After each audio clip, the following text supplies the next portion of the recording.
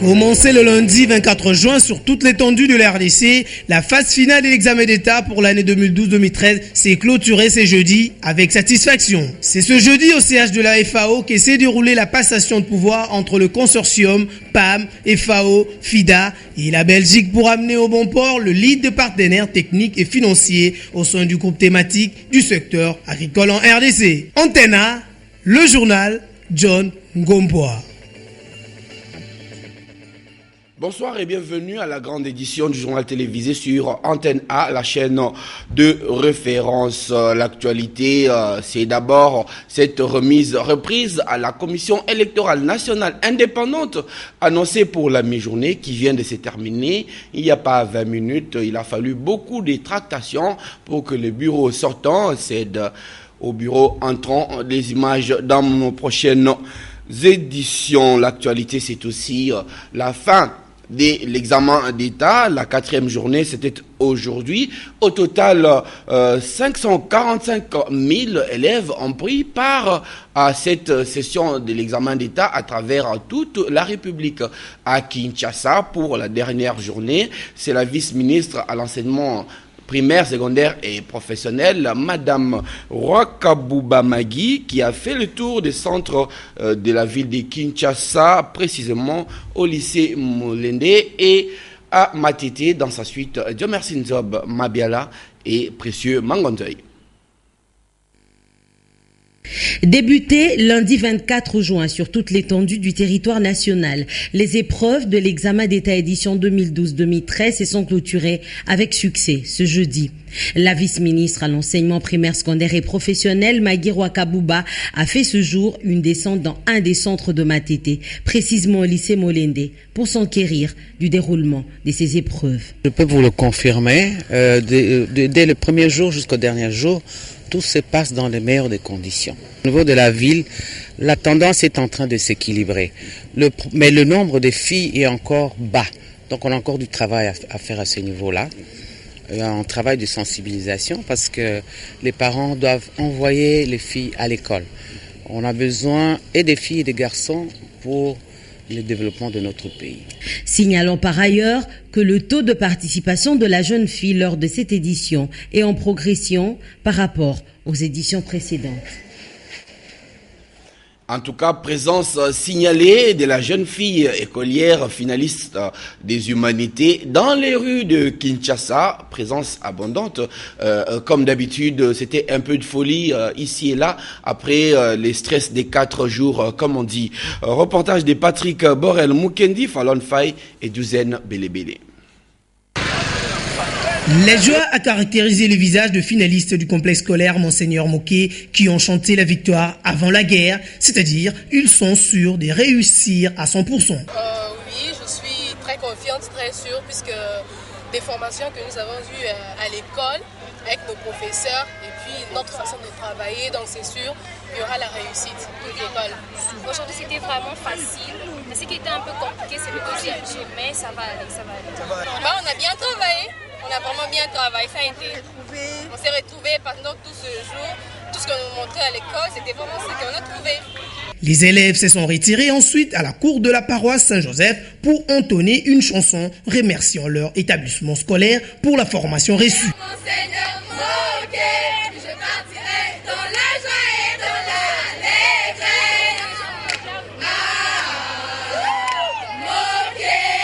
Les responsables d'autres écoles privées ont exprimé leur satisfaction quant au déroulement du dit examen d'État. L'année scolaire 2012-2013, je dois vous dire que c'était une année très difficile, sur le plan financier surtout. Mais je pense que quelque part nous faisons un métier apostolique. Donc mettons tout de côté et puis substituer la pédagogie de l'échec à celle de la réussite. Donc, nous ne les préparons pas pour les examens, mais nous les préparons pour la vie. Si bien que lorsqu'ils arrivent en 6e, ce sont vraiment alors des produits finis qui sont utile pour la société, pour eux-mêmes d'abord et pour la société. Avec la nouvelle formule de l'EPSP, c'est dans 2 semaines que le sort de chacun sera connu.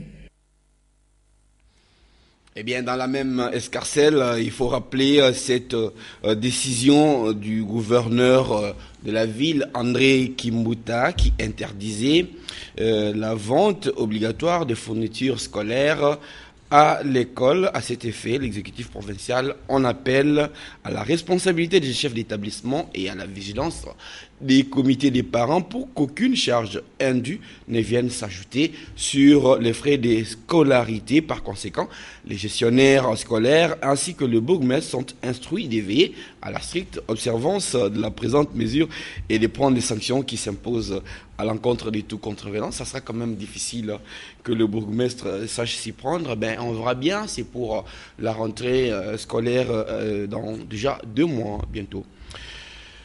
Alors, il faut aussi signaler que pour le 30 juin, le ministère de l'Intérieur informe que la commémoration du 53e anniversaire de l'indépendance de la République démocratique du Congo va se dérouler dans la méditation en communion avec nos compatriotes victimes des exactions de forces négatives dans l'est de notre pays, dit Richard Mouyège Manguez, qui ajoute à cet effet, il demande aux responsables des églises de tenir compte de la particularité de cette journée dominicale en priant lors des cultes et messes de ce dimanche 30 juin 2013 en mémoire des martyrs de l'indépendance et des héros nationaux. Quant à la participation des officiels au culte et messe de ce dimanche 30 juin 2013, chacun priera dans l'église de son choix. Autre chose à présent, il se poursuit les audiences en chambre foraine de la cour militaire de la Gombe dans l'affaire des assaillants qui auraient tenté un mouvement insurrectionnel et attenté à la vie du chef de l'État. Le 24 juin, il y a eu une audience, la cour a entendu donc 2 prévenus sur les charges retenues contre eux. C'est un reportage de Sylvain Kapombo Bosingele. La cour militaire de Kinshasa-Gombe a poursuivi à la prison centrale de Makala l'audition du colonel Lindongo Romain sur la violation des consignes mises à sa charge dans l'affaire de l'attaque de la résidence du chef de l'État. Selon le ministère public, le prévenu Lindongo a posé des actes qui ont facilité l'attaque de la base logistique centrale des FRDC, notamment son assistance à des réunions clandestines à Kinkole et à Kinsuka. Autre prévenu à la barre, le lieutenant Goundé Azamba, à qui le ministère public reproche d'avoir appelé le 27 février 2011 les prévenus Epumba avant de conduire d'autres assaillants jusqu'au palais présidentiel en vue d'éliminer physiquement les chefs de l'État et changer les régimes constitutionnels en RDC. Le prévenu Goundé qualifie ces accusations de produits d'imagination de l'organe de la loi, mais reconnaît avoir doté en armes de guerre les militaires pour défendre son unité, la base logistique centrale, lorsqu'elle a été prise d'assaut par la communauté Enyele, et cela sans autorisation. Sous la direction de son premier président, le colonel magistrat Massungi Mouna, la cour militaire de Kinshasa-Gombe entendra à ce sujet le major Bokanda et le capitaine Omar Kabouya à son audience prochaine. Pour revenir au 30 juin, eh bien, sachez qu'il est porté à la connaissance du public, en général des employeurs et des travailleurs en particulier, que la journée du 30 juin 2013, jour férié légal en RDC, consacré à la célébration de l'anniversaire de l'indépendance, coïncide cette année, on l'a dit, avec le dimanche. Eh bien, par conséquent, les congés y relatifs est reporté le jour précédent. À cet effet, la journée du samedi 29 juin 2013 est déclaré chômé et payé sur toute l'étendue du territoire national. C'est un communiqué signé par Modeste Bahati, ministre de l'Emploi, du Travail et de la Prévoyance sociale. Plan de relance de la GECAMIN, véritable poumon pour le développement de la RDC. C'est autour de ce thème qui a eu une conférence aujourd'hui à l'université de Kinshasa au département des relations internationales, conférence présentée par Kalej Kand, qui est directeur général de la GECAMIN en collaboration avec William Kalingai de Géopolis. Reportage à l'université de Kinshasa de Marcinzob Mabiala et Blaise Lunda. Comme un enseignant, Ahmed Kalesh Kand est parti de la présentation de la GECAMINE pour permettre aux étudiants de la faculté des sciences économiques de cerner ses potentialités. Créée depuis 1906 et devenue en 2010 une société commerciale, la GECAMINE contribue de manière significative au budget de l'État. Elle aura connu des jours sombres suite au retard de prospection et de découverture, du vieillissement de l'outil de production, des endettements excessifs et de l'effectif pléthorique et vieillissant. À ce jour, des efforts sont en train d'être fournis pour le repositionner comme opérateur minier d'envergure mondiale et lui permettre d'atteindre ainsi 120 000 tonnes d'extraction d'ici 2016. Notre société a engagé 30 gisements dans un programme de prospection en vue d'identifier et de certifier des réserves évaluées à plus de 4 millions de tonnes de cuivre. Sa capacité de production repose sur 2 concentrateurs, l'un à Cambourg et l'autre à Kolwezi, sur 2 usines hydrométallurgiques, à Chitourou et à Kolwezi. Les échanges ont démontré que réellement la GECAMINE est un véritable poumon pour le développement de la RD Congo. Avant de lever l'ancre, l'administrateur délégué de cette société a remis des ordinateurs à la faculté à laquelle il a étudié pour leur permettre d'être à la pointe d'une nouvelle technologie. Avec la GECAMINE, nous sommes donc en plein pied au Katanga, à Kalemi, centre dans la province du Katanga. Les pêcheurs se sont regroupés en 2 associations, Tanga et Nika, tout simplement. Ils font la pêche sur les lacs Tanganyika. Ça ne s'invente pas. La plupart d'entre eux sont des ex-combattants démobilisés, associés aux communautés d'accueil qui reçoivent l'appui de la FAO en outil de travail. Eh bien, c'est les carnets des voyages des mamies Itambo qui est encore ouvert. Jusque-là, on n'a pas atteint la dernière page. Voilà, suivez ce reportage donc. Au quartier Kamuko à Kalemi se trouve le bureau de l'une des associations des pêcheurs. Sur la route qui mène vers la plage Kamuko Lobondo, les pêcheurs de l'association Tanga apprêtent déjà leur filet de pêche vers 8 heures. Une fois sur la plage, ces ex-démobilisés qui ont quitté l'armée nationale pour choisir la filière agricole, particulièrement la pêche, vérifient l'état de leur pirogue pour la pêche artisanale prévue aux environs de 17 heures. Mais avec les vagues qui s'annoncent déjà, la difficulté est imminente. Les 2 associations, Tanga et Nika, reçoivent l'appui de la FAO depuis juin 2012 en accessoires de pêche comme les moteurs hors-bord, les filets, les colémanes, les porte-lampes, etc. et dans le renforcement des capacités organisationnelles et productives. Cependant, ils sont butés à plusieurs problèmes. La première difficulté, c'est le carburant. Il faudrait aller jusqu'en Tanzanie pour s'approvisionner. Nous demandons au gouvernement de construire des dépôts de carburant. Même si nous n'avons pas les cash, on peut s'endetter.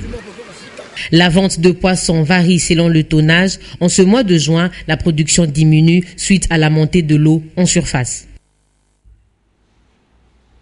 Passation de pouvoir entre le consortium PAM, FAO et FIDA, d'une part, et d'autre part, la Belgique. La cérémonie s'est déroulée ce jeudi en présence de plusieurs partenaires de l'agriculture au siège de la FAO à La Gombe. C'est un reportage de Patricia Molengo Mbolikuni, Mami Tambu et Pepito Matondo. Après avoir assuré 2 ans durant le co-secrétariat du groupe thématique 15 avec un principe de rotation, la Belgique a cédé le flambeau de lead de partenaires techniques et financiers au consortium PAM FAO-FIDA afin de développer le programme commun des PTF.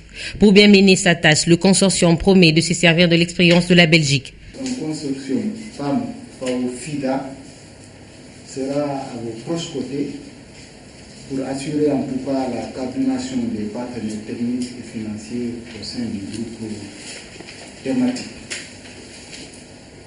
Ce faisant, nous prendrons donc la relève de la Belgique qui, comme l'a dit très modestement et humblement M. le ministre conseiller, a réellement avivé la coordination entre les différents partenaires techniques et financiers.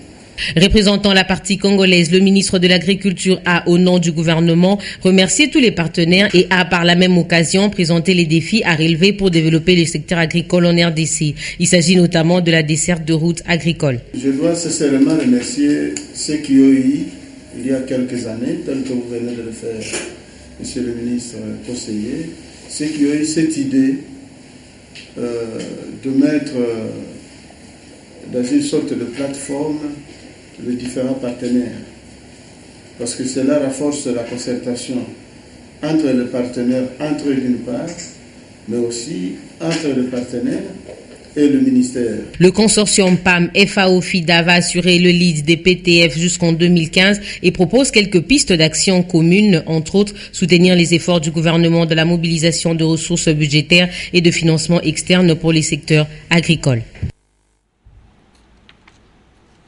Un autre événement aujourd'hui, c'est bien la finale du Tour des cyclismes de la RDC qui s'est terminée en fin d'après-midi sur le boulevard Triomphal à Kinshasa. Il faudra savoir que en individuel, c'est le Français Cléan Médric qui a remporté le maillot jaune du tournoi, suivi du Rwandais Bizi Yaringe et du Congolais Dukwa Bamba. Nous allons y revenir tout à l'heure sur des images de Ndaye Ilambwechi. Le temps de vous annoncer que la tradition a été respectée par la South Africa Airways qui, chaque année, octroie des trophées aux meilleures agences de voyage. La cérémonie de remise des SA Awards a eu lieu samedi 22 juin dans un restaurant de la place. Plus de détails dans cette page magazine que vous propose Alain Kuka.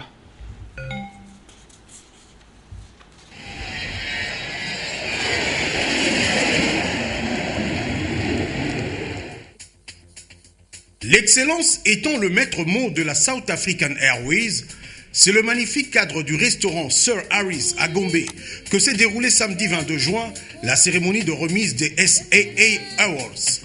Ce trophée récompense chaque année les agences de voyage partenaires de SAA qui ont réalisé des performances financières et atteint leurs assignations budgétaires annuelles.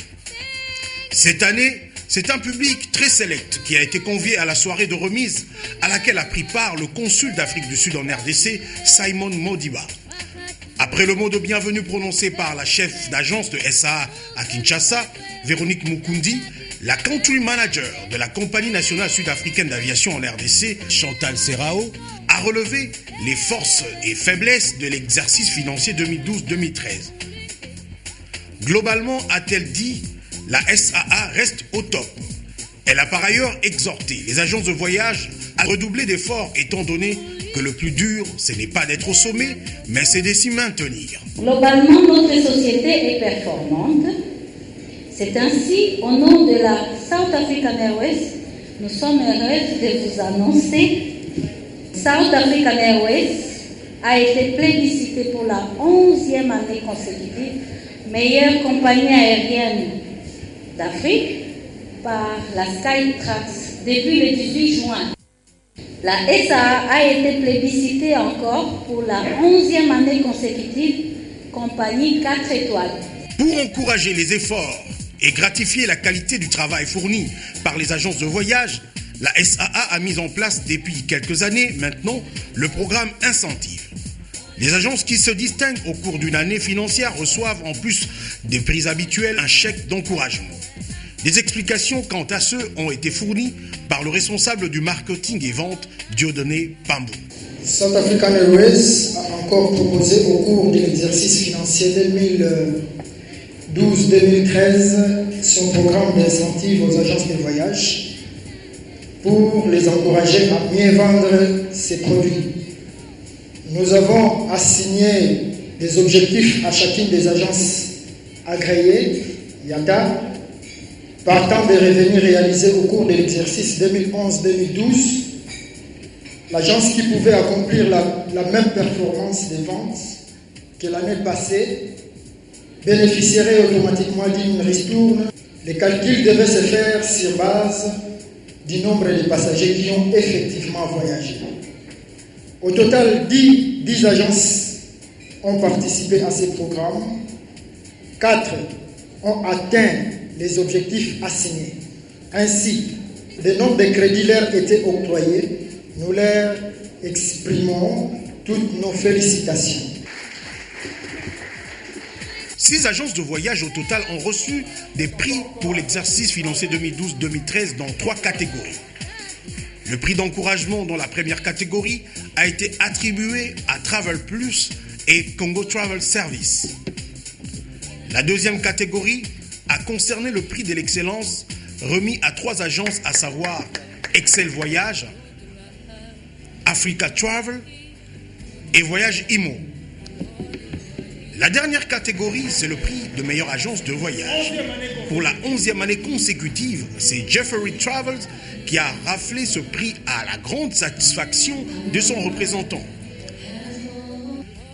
Pour rappel, la SAA a beaucoup contribué à l'expansion du marché du tourisme sud-africain à travers le monde.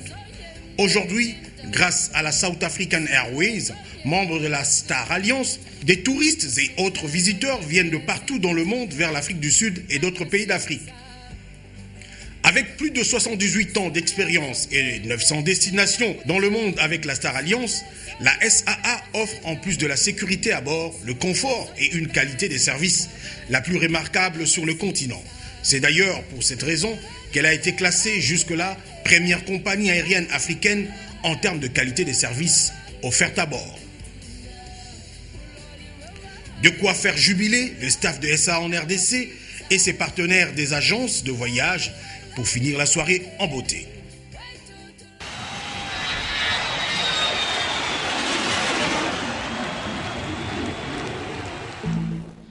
Après avoir plané dans les airs avec SAA, eh bien, on va atterrir à l'aéroport international de Njili où aujourd'hui il y a eu les lancements des travaux de construction de la tour de l'aérogare modulaire, travaux lancés par le Premier ministre Augustin Matata Ponyo et travaux exécutés par Alpha Airport pour un coût de 21 millions de dollars américains à sortir du trésor public. Cet aérogare sera en préfabriqué, donc montable et démontable à souhait. Il est d'ailleurs annoncé que les travaux prendront quelques mois. Jean-Louis Mersekama y reviendra demain. Alors nous revenons cette fois-ci sur la finale du Tour cycliste, la RDC, je vous l'ai dit tout à l'heure. La finale a eu lieu sur le boulevard Triomphal. Maintenant, Ndaye Ilambwechi est prêt pour vous proposer les réactions à chaud à la suite de cette finale.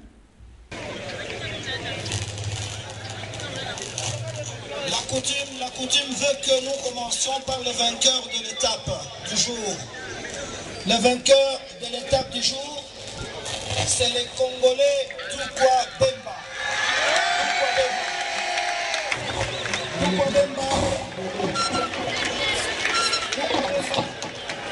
S'il vous plaît, Tukwa Bemba recevra le maillot de vainqueur de tape donné de son Excellence, Monsieur le Premier ministre, chef du gouvernement. Le bilan doit être encourageant.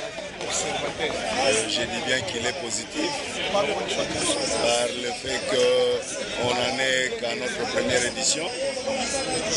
Mais il est vrai que nous avons fait face à beaucoup de choses qui nous ont amenés aujourd'hui à cette fin sans des incidents graves, des petites failles que nous avons pu détecter nous-mêmes, lesquelles très prochainement seront balayées. Mais il ne reste qu'à dire merci, à remercier le Seigneur, le Très-Haut qui nous a accompagnés. Se présenter devant le podium, Médéric qui remporte la deuxième étape. Bravo. Et la sixième étape, pour le milieu que nous avons été remporté par le coureur rwandais ici à 2017. Voilà. À présent, lisons la presse écrite parue ce matin à Kinshasa dans une sélection et commentaire de Polydor Ngaziam.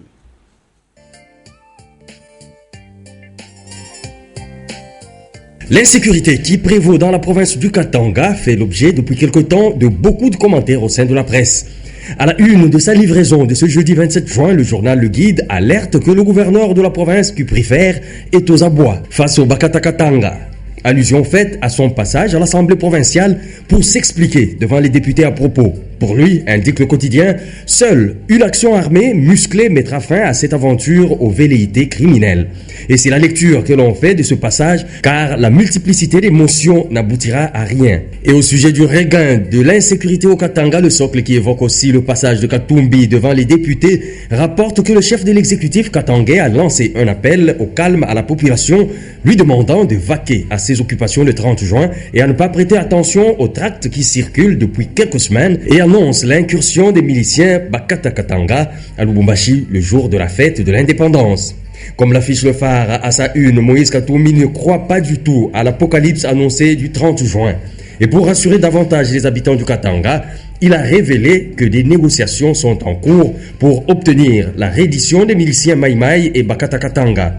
Mais il se fait malheureusement, a-t-il fait savoir, que certains d'entre eux ont radicalisé leur position par des menaces de mort à l'endroit de ceux qui déposeraient les armes. Du côté de la MONUSCO, l'on se prépare à un déploiement des forces égyptiennes pour résoudre ce problème des Bakata Katanga. Pour Félix Bass, porte-parole de la mission onusienne en RDC que le quotidien Forum des As cite, ces forces seront déployées au Katanga pour renforcer le contingent béninois déjà sur place afin de protéger les populations civiles en proie à l'insécurité. Passation de pouvoir entre Malu Malu et Ngoy Mulunda à la CENI. L'annonce est faite par la Prospérité qui en a reçu la confirmation d'une source officielle. La remise et reprise intervient ce 27 juin à 12h au siège de la CENI. Note le journal qui indique que juste après, les membres de la nouvelle équipe vont prendre part à 16h au Grand Hôtel Kinshasa à l'assemblée plénière inaugurale qui sera présidée par le secrétaire exécutif national de la CENI. Un front commun de l'opposition en gestation. Le titre est des dépêches de Brazzaville qui informe à ce sujet qu'un conclave est annoncé pour bientôt avec pour objectif d'harmoniser les vues au niveau de la plateforme opposition en prélude aux concertations nationales annoncées par le chef de l'État qui, pour l'heure, semble battre des l'aile. Le MLC s'est rapproché de l'UNC et l'UFC de Kengwa Dondo se met timidement au pas, mentionne le quotidien. D'autres partis du même bord ont adhéré à la dynamique, convaincus de la portée salutaire de cette initiative qui, en somme, pose la problématique de l'unité de l'opposition face aux prochaines échéances électorales. Le 30 juin s'approche et les Kinois attendent voir se concrétiser la promesse. À parcourir les colonnes de l'Observateur, l'on se rend compte de la ferme volonté du gouvernement de mettre les premiers bus achetés sur ses propres fonds en circulation le 30 juin prochain. Le ministre des Transports et Voies de Communication, Justin Kalumba, l'a confirmé et a précisé que ces bus desserviront d'abord 2 lignes. Place du 30 juin, ex-gare centrale, Kintambo Magasin et place du 30 juin, Kingasani pour un coût de 500 francs congolais. Le rendez-vous avec la revue de presse, c'est encore demain, à la même heure et sur la même chaîne. Au revoir. Demain 7h30, vous retrouverez Nadia Koulienfouka pour la première édition de la journée.